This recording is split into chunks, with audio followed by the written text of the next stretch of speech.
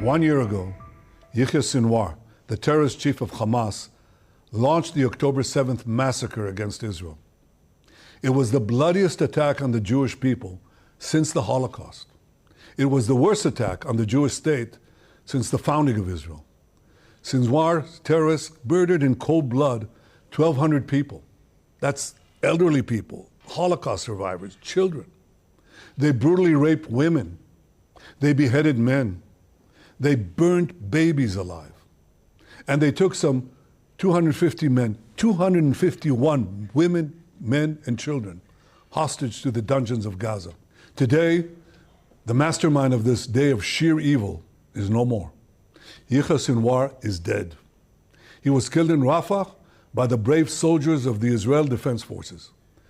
While this is not the end of the war in Gaza, it's the beginning of the end. To the people of Gaza, I have a simple message. This war can end tomorrow.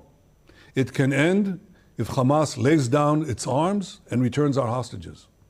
Hamas is holding 101 hostages in Gaza, who are citizens of 23 countries, citizens of Israel, but citizens of many other countries. Israel is committed to doing everything in our power to bring all of them home. And Israel will guarantee the safety of all those who return our hostages. But to those who would harm our hostages, I have another message. Israel will hunt you down and bring you to justice. I also have a message of hope to the peoples of the region. The axis of terror that was built by Iran is collapsing before our eyes. Nasrallah is gone. His deputy Muhsin is gone. Haniyeh is gone. Def is gone. Sinwar is gone. The reign of terror that the Iranian regime has imposed on its own people and on the peoples of Iraq, Syria, Lebanon, and Yemen, this too will come to an end. All those who seek a future of prosperity and peace in the Middle East should unite to build a better future. Together, we can push back the forces of darkness and create a future of light and hope for all of us.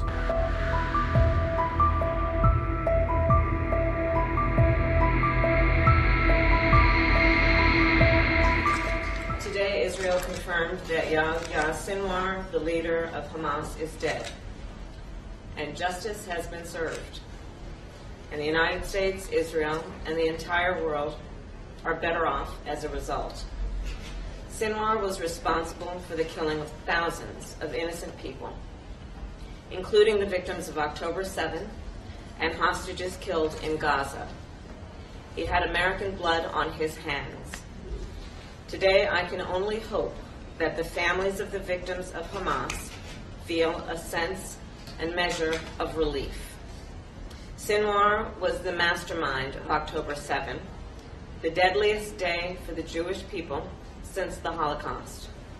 A terrorist attack that killed 1,200 innocent people and included horrific sexual violence and more than 250 hostages taken into Gaza, including 7 Americans, living and deceased, who remain in captivity. A terrorist attack that triggered a devastating war in Gaza, a war that has led to unconscionable suffering of many innocent Palestinians and greater instability throughout the Middle East. In the past year, American Special Operations and intelligence personnel have worked closely with their Israeli counterparts to locate and track Sinwar and other Hamas leaders. And I commend their work.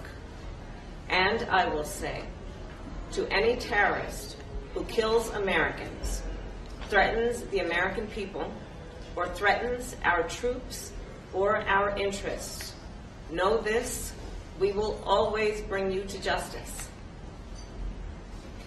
Israel has a right to defend itself, and the threat Hamas poses to Israel must be eliminated. Today, there is clear progress toward that goal. Hamas is decimated, and its leadership is eliminated. This moment gives us an opportunity to finally end the war in Gaza. And it must end such that Israel is secure, the hostages are released, the suffering in Gaza ends, and the Palestinian people can realize their right to dignity, security, freedom, and self-determination. And it is time for the day after to begin without Hamas in power. We will not give up on these goals, and I will always work to create a future of peace, dignity, and security for all.